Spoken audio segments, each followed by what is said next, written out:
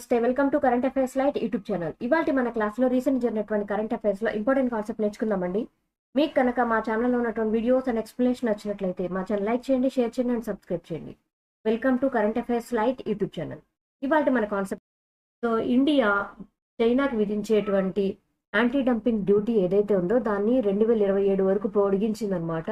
So ఈ anti dumping duty అన్నాం కాబట్టి ఏ యూనిట్ కింద వస్తుందంటే మినిస్ట్రీ ఆఫ్ ఫైనాన్స్ కింద అనమాట. సో వాళ్ళే ట్యాక్సెస్ అయినా ఇవన్నీ విధిస్తూ ఉంటారు. యాంటీ డంపింగ్ డ్యూటీ వచ్చేసి వేరే దేశం యొక్క ఉత్పత్తులు ఏవైనా సరే మన దేశంలోకి మనం దిగుమతి చేసుకుంటే ఆ వస్తువులపై విధించేదే యాంటీ డంపింగ్ డ్యూటీ అంటాం. ఇక్కడ యాంటీ డంపింగ్ డ్యూటీ ఏ విషయాలకి వీళ్ళు వర్తింపజేస్తున్నారంటే, చైనా నుంచి మనం దిగుమతి చేసుకునేటువంటి సీమ్లెస్ ట్యూబ్స్ ఏవైతే ఉంటాయో ఇవి చైనా నుంచి మనం దిగుమతి చేసుకుంటున్నాం అనమాట. ఇవి స్టీల్ తోటి ఉండేటువంటి ట్యూబ్స్ అనమాట. ఈ ట్యూబ్స్ని మనం దిగుమతి చేసుకుంటూ ఉన్నాం ఎప్పటి నుంచో. బట్ 2021 నుంచి కూడా వీటి మీద గవర్నమెంట్ పన్ను విధిస్తూ వస్తుంది.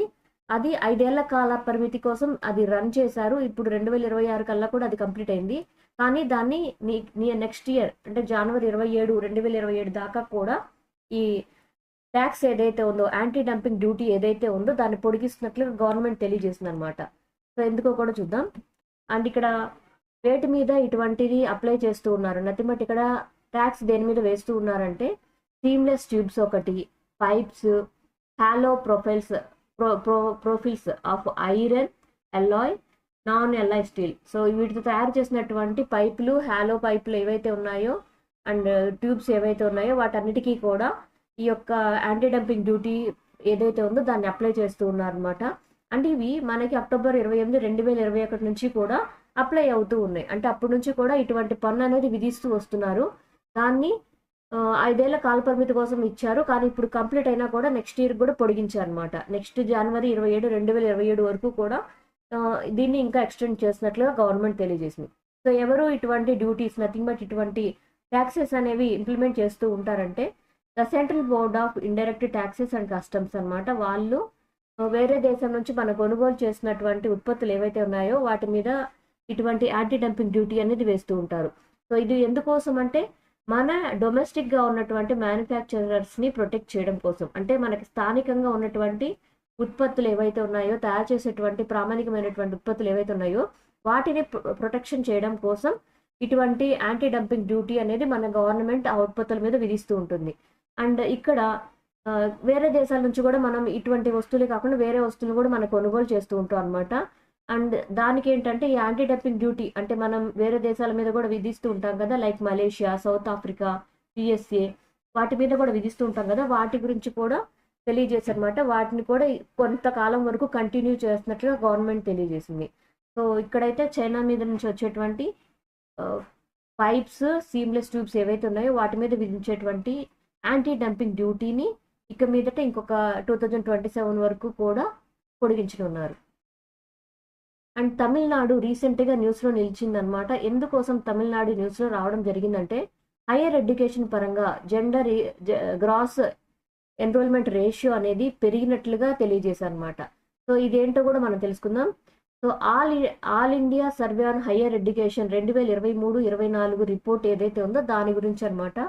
సో ఇది ఏం చేస్తూ ఉంటుందంటే మన దేశంలో పెద్ద చదువులకి, nothing but graduation, post graduation, ఇంకా పిహెచ్డి ఇటువంటి చదువులు ఏవైతే ఉన్నాయో వాటికి ఎంతమంది వెళ్తూ ఉన్నారు, దట్టు మేల్స్ ఎంతమంది వెళ్తూ ఉన్నారు, ఫీమేల్స్ ఎంతమంది వెళ్తున్నారు అనేటువంటి చెక్ చేస్తూ ఉంటుంది ఈ యొక్క ఎడ్యుకేషన్ డిపార్ట్మెంట్లో.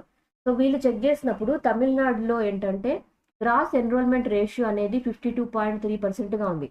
అంటే టోటల్గా స్టూడెంట్స్ ఎవరైతే ఉన్నారో స్టూడెంట్స్లో ఎంతమంది హైయర్ స్టడీస్కి వెళ్తున్నారు, అందులో ఫీమేల్స్ ఎక్కువ మంది వెళ్తున్నారా, మేల్స్ ఎక్కువ మంది వెళ్తున్నారా అనేటువంటిది కూడా చెక్ చేస్తుంటుంది అనమాట. రీసెంట్గా అయితే అత్యధిక ఉన్నత స్థాయి చదువుల కోసం వచ్చినటువంటి అంటే 10th తర్వాత ఇంటర్మీడియట్, డిగ్రీ ఇట్లా ఉన్న చదువుల కోసం వెళ్ళేటువంటి వారి సంఖ్య గణనీయంగా పెరిగిందని మనం అర్థం చేసుకోవచ్చు. దాన్ని గ్రాస్ ఎన్రోల్మెంట్ రేషియోగా పిలుస్తుంటారు. ఆ రేషియో ఎంత ఉందంటే 52.3గా పెరిగింది ఈ యొక్క తమిళనాడు రాష్ట్రంలో. సో ఇక్కడ గ్రాస్ ఎన్రోల్మెంట్ రేషియో GER ఏదైతే ఉందో అది 52.3%గా ఉందన్నమాట. లాస్ట్ ఇయర్ అయితే ఉన్న దానికన్నా కూడా 3.2% అనేది పెరిగింది. సో ఈ గణాంకాలు ఎప్పుడు అంటే 2023-24 రిపోర్ట్ ఆధారంగా సో ఇది ప్రజెంట్ ఇప్పుడు నోటిఫైడ్ కాదు, 2023-24 సంవత్సరంలో ఉన్నటువంటి గణాంకాలని వాళ్ళు క్యాలిక్యులేట్ చేసిన తర్వాత వచ్చినటువంటి రేట్స్ అనమాట. సో ప్రీవియస్ ఇయర్ అంటే 2022-23 టైంలో ఉన్నటువంటి రేట్స్ కన్నా కూడా 3.2% ఇంక్రీజ్ అయ్యి గ్రాస్ ఎన్రోల్మెంట్ రేషియో అనేది 52.3%కి చేరుకుంది. అండ్ దాంతోపాటు ఏంటంటే ఈ రీసెంట్ టైంలో అక్కడ నియర్లీ 70 కాలేజ్ వరకు కూడా కొత్తగా స్టార్ట్ అవ్వడం జరిగింది. అండ్ దాంతోపాటు అక్కడ ఉన్నటువంటి ఇన్స్టిట్యూషన్స్ అన్నీ కూడా 2983 ఇన్స్టిట్యూషన్స్ అన్నీ కూడా టోటల్గా అంత ఇన్స్టిట్యూషన్స్ అయ్యాయి. సో కొత్తగా కాలేజీలు జాయిన్ అవ్వడం, స్టూడెంట్స్ ఎక్కువ మంది ఆసక్తి చూపించడంతో ఆ రాష్ట్రంలో ఉన్నత స్థాయి చదువులకు వెళ్ళే వారి సంఖ్య అనేది గణనీయంగా పెరిగిందనమాట.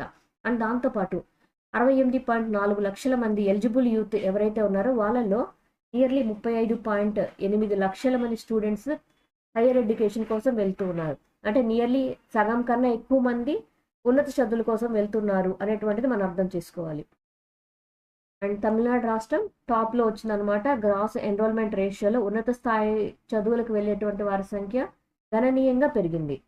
అండ్ ఇక్కడ నేషనల్ జెండర్ ట్రెండ్స్ అనేది కూడా చూద్దాం. అంటే మన భారతదేశం మొత్తం మీద కూడా ఎక్కువ మంది ఎవరు చదువుతున్నారు, ఎంత ఎన్రోల్మెంట్స్ అవుతున్నాయి అనేది కూడా కొంచెం ఇంపార్టెంట్ అనమాట. Female GR gross enrolment ratio అది కూడా లేడీస్ పరంగా ఫిమేల్ పరంగా ఎంత ఉంది అంటే 31.2% అనమాట. అండ్ మేల్ పరంగా అయితే ఇది 28.9గానే ఉంది. అంటే మగవారి కన్నా కూడా ఆడవారిలోనే ఉన్నత స్థాయి చదువులకు వెళ్ళే వారి సంఖ్య అనేది ఎంతో కొంత మెరుగ్గా ఉంది. అది కూడా 7 సంవత్సరాల నుంచి కంటిన్యూస్గా. అండ్ ఫిమేల్ లీడ్ ఎవరైతే ఉన్నారో అది జిఆర్ గ్రో అనేది మనం చూస్తున్నాం అనమాట. ఏ విధంగా అంటే మగవారి కన్నా కూడా ఆడవారు చదువుకోవడం అనేది ఎక్కువగా జరుగుతుంది. ఎంత గ్రోత్ అయింది అంటే 0.2% పాయింట్స్ అనేది 2021-22లో ఉంది. బట్ ఇప్పుడు ప్రజెంట్ తీసుకున్న రిపోర్ట్ 2023-24 రిపోర్ట్ ఏదైతే క్యాలిక్యులేట్ చేశారో ఆ రిపోర్ట్ అనేది 2.3% పెరిగింది. అంటే మగవారి కన్నా కూడా చదువుకునేటువంటి ఆడవారి సంఖ్య అనేది 2.3% పాయింట్స్ అనేవి ఎక్కువగా ఉంది. ఇక్కడ జెండర్ ప్యారిటీ ఇండెక్స్ ఏదైతే ఉందో ఆ వాల్యూ అనేది 1.08గా ఉందన్నమాట. సో దీన్ని మనం అర్థం చేసుకోవచ్చు. 2021-22లో అయితే జెండర్ ప్యారిటీ ఇండెక్స్ ఏదైతే ఉందో అది 1.01గా ఉంది. సో ఇక్కడ మనకి ఇప్పుడు ఏంటంటే యునెస్కోని మనం జ్ఞాపకం చేసుకోవాలి. సో యునెస్కో వాళ్ళు ఇచ్చినటువంటి ఒక ఇండికేటర్, ఒక సూచిక అనమాట. ఏంటంటే జెండర్ ప్యారిటీ ఇండెక్స్, జీపీఐగా పిలుస్తూ ఉంటాం. ఈ జీపీఐ వాల్యూ అనేది ఈక్వల్ టు 1 ఉంటే సో అక్కడ చదువుకునేటువంటి male and female students value అనేది ఈక్వల్గా ఉందని మనం అర్థం చేసుకోవచ్చు. సో అంటే ఆడవారితో సమానంగా మగవాళ్ళు కూడా చదువుకుంటున్నారు. అదే లెస్ దెన్ 1 ఉందంటే, అంటే ఇక్కడ జెండర్ ప్యారిటీ ఇండెక్స్ వాల్యూ అనేది లెస్ దెన్ 1 ఉంటే మేల్ స్టూడెంట్స్ ఎక్కువ మంది ఉన్నారు కంపేర్డ్ టు ఫిమేల్ స్టూడెంట్స్. అంటే ఆడవారికి చదువుకోవడానికి సమాన స్థాయి అవకాశాలు లభించడం లేదు, అది మనం అర్థం చేసుకోవాలి. బట్ ఇక్కడ గ్రేటర్ దెన్ 1 ఉందంటే జీపీఐ వాల్యూ అంటే మేల్స్ కన్నా కూడా ఫిమేల్ స్టూడెంట్స్ ఎక్కువగా ఉన్నారు. ఎంతో కొంత ఫిమేల్ స్టూడెంట్స్కి ఎంతో కొంత సహాయం వస్తుంది. అంటే వాళ్ళు కూడా మగవారితో సమానంగా చదువుకోగలుగుతున్నారు అనేది మనం అర్థం చేసుకోవాలి. ఇక్కడ 1.01 నుంచి 1.08 స్లైట్లీ ఈక్వల్ వాల్యూ కన్నా కొంచెం ఎక్కువగా ఉందంటే మగవారితో సమానంగా ఆడవారి వాల్యూ అనేది పెరుగుతుంది. కాబట్టి సో మన గ్రోత్ నథింగ్ బట్ స్టడీస్ పరంగా లేడీస్కి కూడా మంచి అవకాశాలన్నీ లభిస్తున్నాయి, చదువుకోవడానికి అవకాశాలు లభిస్తున్నాయి. ఇది యునెస్కో వాళ్ళు ఇచ్చినటువంటి ఒక సూచిక అనమాట. దీని ఆధారంగా కూడా ఒక దేశం యొక్క ప్రగతిని మనం అంచనా వేయచ్చు. సో ఎన్రోల్మెంట్ స్టాటిస్టిక్స్ పరంగా అయితే మన భారతదేశంలో నియర్లీ 4.50 కోట్ల మంది స్టూడెంట్స్ ఉంటే అందులో నియర్లీ 2.24 కోట్ల మంది అంటే 49% కన్నా ఎక్కువ శాతం మంది ఫిమేల్ స్టూడెంట్స్ ఎవరైతే ఉన్నారో వాళ్ళందరూ కూడా ఎన్రోల్మెంట్ అయ్యారు. అంటే ఉన్నత స్థాయి విద్యలోకి వాళ్ళు జాయిన్ అయ్యారనమాట చదువుకోవడానికి. సో ఉమెన్స్ ఎవరైతే ఉన్నారో వాళ్ళు పోస్ట్ గ్రాడ్యుయేట్ స్టడీస్ కూడా చేస్తున్నారనమాట. నియర్లీ 56.2% మంది కూడా గ్రాడ్యుయేషన్ తర్వాత పోస్ట్ గ్రాడ్యుయేషన్ కూడా చేయడానికి ఇంట్రెస్ట్ చూపిస్తున్నారు. అండ్ ఇదేంటంటే ఏదో కొన్ని కోర్సుల్లోనే కాదు, కోర్ టెక్నాలజికల్ కోర్స్ అయినటువంటి ఇంజనీరింగ్ అండ్ టెక్నాలజీ కోర్సెస్లో కూడా ఫిమేల్ పార్టిసిపేషన్ అనేది నియర్లీ ఇంతకు ముందు కన్నా కూడా చాలా వరకు బెటర్ అయిందనమాట.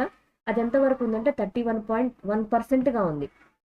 అండ్ జెండర్ డివైడ్ పరంగా ఉన్నా కూడా అంటే ఎంతో కొంత అణుగుతక్కడం అనేది, అంటే లేడీస్కి అవకాశాలు తక్కువగా ఉంటాయి. అయినా కూడా పోస్ట్ గ్రాడ్యుయేషన్ చదివేటువంటి లేడీస్ సంఖ్య కూడా బెటర్గా మారుతూ ఉందని మనం అర్థం చేసుకోవచ్చు. సో కోర్ టెక్నికల్ కోర్సెస్ ఏవైతే ఉన్నాయో వాటిలో జాయిన్ అయ్యేటువంటి ఫిమేల్ నెంబర్ కూడా ఎవ్రీ ఇయర్ పెరుగుతూనే ఉంది జెండర్ డివైడ్ పరంగా.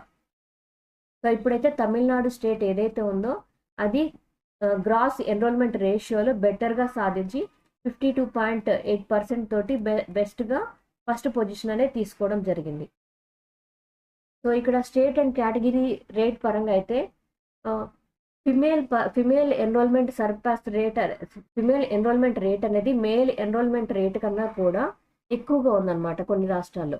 సో బీహార్, వెస్ట్ బెంగాల్, తెలంగాణ, కేరళ ఈ రాష్ట్రాల్లో చదువుకునేటువంటి ఆడవారి సంఖ్య అనేది ఎక్కువగా ఉందన్నమాట. అండ్ దాంతోపాటు ఎస్సీ కేటగిరీలో నియర్లీ 50% వరకు కూడా ఫిమేల్ రిప్రజెంటేషన్ అనేది బెటర్గా ఉంది. అంటే ఆడవారు కూడా చదువుకుంటున్నారు ఎస్సీ కేటగిరీలో. ఎస్టీ కేటగిరీలో కూడా 52.3%గా ఉంది. ఓబీసీ స్టూడెంట్స్లో 49.9%గా ఉందన్నమాట. అంటే నెక్స్ట్ ఉన్నత చదువులకు వచ్చే వారి సంఖ్య 100 మందిలో 50% మంది, ఎస్సీల్లో 50% మంది కనీసం హైయర్ ఎడ్యుకేషన్ కోసం వెళ్ళగలుగుతున్నారు. సో బెటర్ ఇంప్రూవ్మెంట్ ఉందా లేదా అనేది ఎవ్రీ ఇయర్ ఈ వాల్యూస్ నుంచి చెక్ చేస్తూ ఉంటారు. Thank you for watching my video. మీకు కనుక నా వీడియో అండ్ ఎక్స్ప్లెనేషన్ నచ్చినట్లయితే నా వీడియోస్ లైక్ చేయండి, షేర్ చేయండి అండ్ సబ్స్క్రైబ్ చేయండి. మీకు నా వీడియోస్ ఏ విధంగా అనిపిస్తే నాకు కామెంట్ సెక్షన్లో తెలియజేయండి. Thank you for watching my video. Thank you.